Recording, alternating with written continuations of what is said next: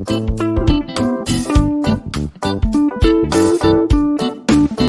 Everyone, management मंत्रा के इस video में आप पढ़ेंगे इन्फॉर्मेशन सिस्टम। तो नेक्स्ट आप देखते हैं कि इन्फॉर्मेशन सिस्टम से रिलेटेड कौन कौन से टॉपिक आप इस वीडियो में पढ़ने वाले। फर्स्ट आता है इसका मीनिंग, डेफिनेशन, कंपोनेंट, बेनिफिट्स और फंक्शन। इनको डिटेल में देखने से पहले डिस्क्रिप्शन में आप मैनेजमेंट इन्फॉर्मेशन सिस्टम मतलब MIS से रिलेटेड डिफरेंट टॉपिक्स पे वीडियो देख सकते हैं।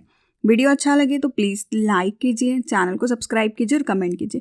और किसी टॉपिक पे वीडियो चाहिए तो आप कमेंट कर सकते हैं। नेक्स्ट हम देखते हैं इन्फॉर्मेशन सिस्टम क्या होता है। सिस्टम एक ग्रुप ऑफ इंटरएक्टिव या इंटर रिलेटेड एलिमेंट्स होता है जिसमें कि सेट ऑफ रूल्स होते हैं जो कि किसी भी प्रोसेस को फॉलो करने में हेल्प करते हैं, स्ट्रक्चर्ड होते हैं। फॉर एग्जांपल हम कंप्यूटर का यूज़ करते हैं तो वो कंप्यूटर सिस्टम है जिसमें कि आप बहुत सारे काम कर सकते हैं। तो नेक्स्ट हम देखते हैं इन्फॉर्मेशन सिस्टम। इन्फॉर्मेशन सिस्टम एक टूल है ऑर्गेनाइजेशन के लिए जिसको कि यूज़ किया जाता है to collect, manage and analyse data. This data guide decision making to improve efficiency and profitability.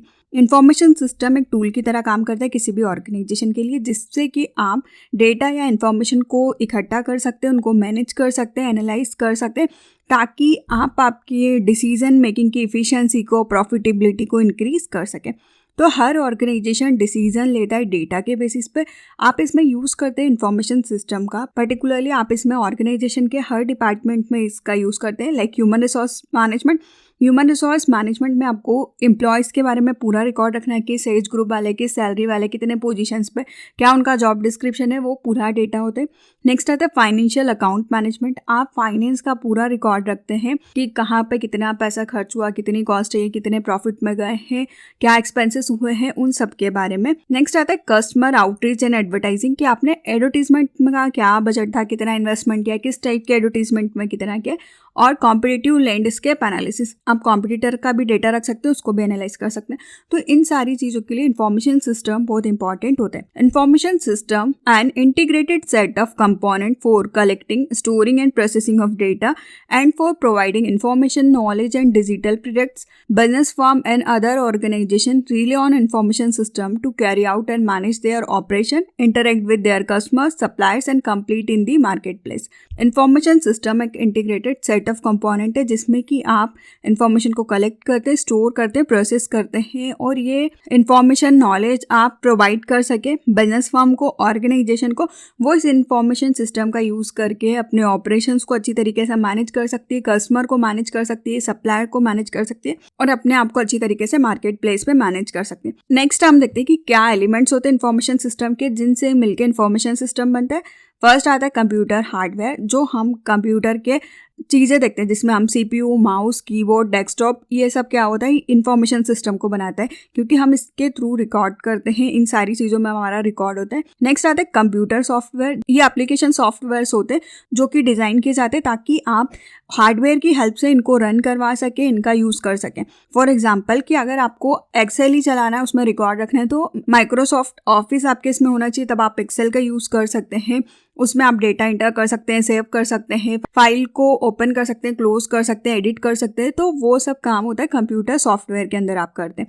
तो जितनी एप्लीकेशंस आती है आपकी, वो सॉफ्टवेयर को बताता है। नेक्स्ट आता है नेटवर्क। आपको नेटवर्क की ज़रूरत होगी ताकि आप चीज़ों को कम्युनिकेट कर सकें। जैसे कि आपको इंटरनेट की ज़रूरत होगी कि आप इन्फॉर्मेशन को ईजिली ट्रांसफर कर सकें, शेयर कर सकें, इसलिए। नेक्स्ट आता है डेटाबेस। आपके पास पूरा डेटाबेस होता है, पूरी इन्फॉर्मेशन होती है जिसको कि आप एक फाइल के अंदर रखते हैं ताकि डुप्लीकेसी ना हो, रिपीट ना हो वो चीज़ें। डेटाबेस के अंदर आप इजीली सारे फाइल्स को मैनेज कर सकते हैं और उसको यूज़र इजीली एक्सेस कर सकता है जो भी उसको फाइल चाहिए। नेक्स्ट आता है ह्यूमन रिसोर्स। आपको ह्यूमंस की ज़रूरत होगी इन सारे काम को करने के लिए, फंक्शंस को रन करने के लिए, ताकि वो ऑर्गेनाइजेशन के लिए इफेक्टिवली तरीके से डिसीजंस ले सके। तो ये कुछ कंपोनेंट्स होते हैं इन्फॉर्मेशन सिस्टम के। नेक्स्ट आते हैं कि क्या बेनिफिट्स होते हैं इन्फॉर्मेशन सिस्टम के। फर्स्ट आता है बेटर इन्फॉर्मेशन। इसमें आप अच्छे डिसीजंस ले सकते हैं किसी भी बिजनेस ऑर्गेनाइजेशन के अंदर क्योंकि आपको सही तरीके से सही इन्फॉर्मेशन डेटा के थ्रू प्रोवाइड करता है।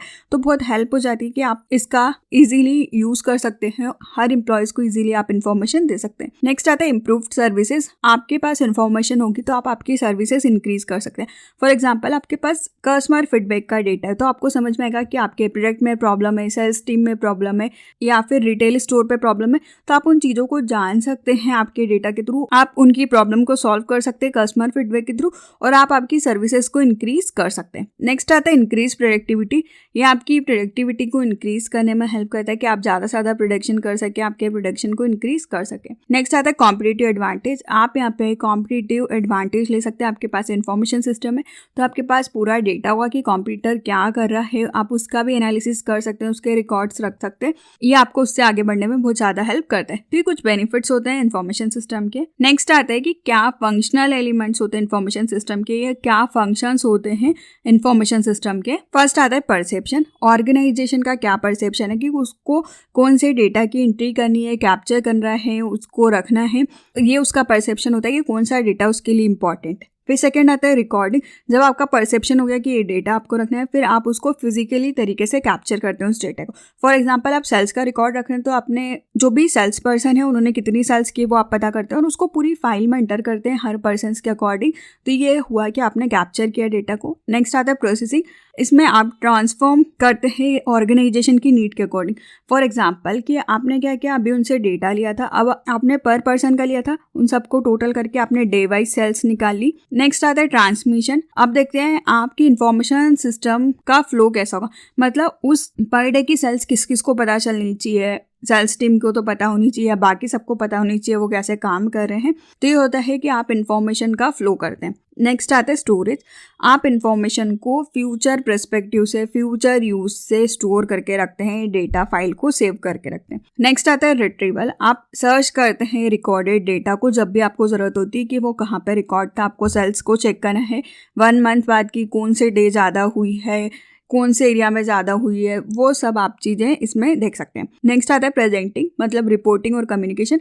आप इसमें पूरी रिपोर्ट्स को प्रिपेयर करते हैं। अगर आप पूरे ईयर का रिकॉर्ड देख रहे हो तो आप मंथली वाइज सेल्स लिख सकते हैं, फिर लोगों को कम्युनिकेट करना, उनको बताना प्रेजेंटेशन के थ्रू। और नेक्स्ट आता है डिसीजन मेकिंग, कि आप इसमें फाइनली इंफॉर्मेशन सिस्टम के थ्रू डिसीजन लेते हैं। आपको लगता है सेल्स कम है, उसको इंक्रीज करने की ज़रूरत है, तो आप डेटा से पता कर लेते हैं कि कब सेल्स कम हुई थी, आपने कभी एडवर्टीजमेंट चलाया था उस मंथ ज़्यादा हुई थी सेल्स, तो इन फ्यूचर पे आपको कैसे सेल्स इंक्रीज करनी है उसके अकॉर्डिंग आप डिसीजंस ले सकते हैं। तो ये कुछ फंक्शंस परफॉर्म करता है information system. Types of information system के वीडियो का लिंक डिस्क्रिप्शन में अवेलेबल है, आप वहाँ से देख सकते हैं। वीडियो अच्छा लगे तो प्लीज़ लाइक कीजिए, चैनल को सब्सक्राइब कीजिए और कमेंट कीजिए। और किसी टॉपिक पर वीडियो चाहिए तो आप कमेंट कर सकते हैं। Thank you.